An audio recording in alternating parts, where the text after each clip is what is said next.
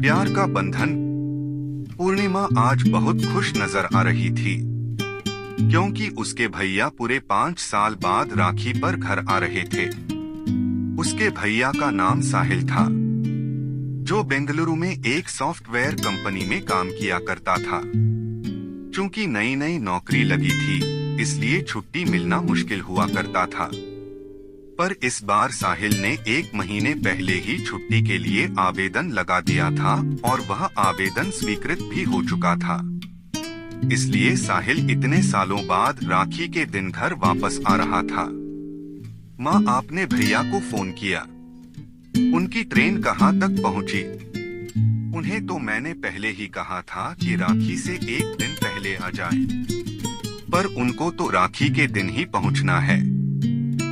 पूर्णिमा मुंह फुलाए बैठी थी। बेटा, इसमें उसकी कोई गलती नहीं है। आखिर उसे छुट्टी ही कहाँ मिलती है। वह तो इस बार पता नहीं कैसे उसे ऑफिस से छुट्टी मिल गई और वह रायपुर वापस आ रहा है। तुझे तो पता ही है उसका काम, पूर्णिमा की माँ ने उसे समझाया। पूर्णिमा की आंखें आंसुओं से भरी हुई थी। अगले ही पल वह उसके गालों से बहने लगी।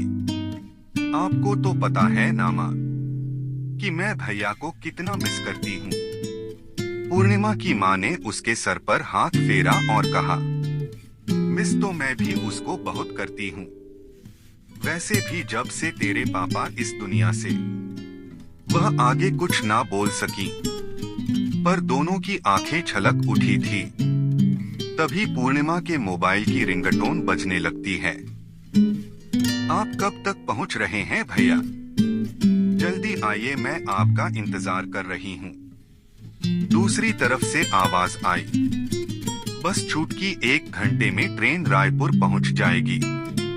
तुम लोग स्टेशन आ रहे हो ना? हाँ भैया, हम लोग स्टेशन आ रहे हैं। फोन कट हो चुका था। पूर्णिमा ने उत्साहित होते हुए कहा, माँ अब जल्दी से तैयार हो जाओ, हम अभी स्टेशन की तरफ निकलेंगे।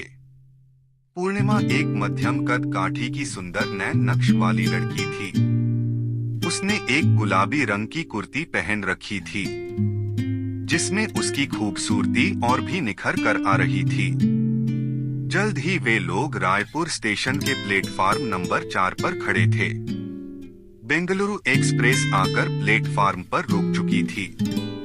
ट्रेन से एक 30 साल का युवक, जिसकी लंबाई अच्छी खासी थी, सफेद रंग की टी-शर्ट और नीचे ब्लैक लोअर, आंखों में फास्ट्रैक का रंगीन चश्मा, देखने में काफी मनमोहक लग रहा था। वह साहिल था। उसके एक हाथ में ट्रॉली बैग थी। वह ट्रेन से उतर चुका था और आते के साथ अपनी माँ को पैर छूकर प्रणाम करता है। पूर्णिमा ने भी अपने भैया के पैर छुए। भैया ने उसके सर पर मारते हुए कहा, क्यों तू तो कहती थी ना कि तेरा भैया रक्षाबंधन पर आता नहीं है। देख, तेरा भैया इस बार राखी के दिन ही पहुंचा है। पूर्णिमा मुस्कुराई और कहा, अब जल्दी से घर चलो, तुम्हें राखी भी तो बांधनी है। सुबह से उपवास हूँ, कुछ नहीं खाया। इतना बोलते हुए पूर्णिमा की आंखें फिर से छलक आई थी, पर इस बार यह आंसू खुशी के थे। तभी साहिल ने चौंकते हुए कहा,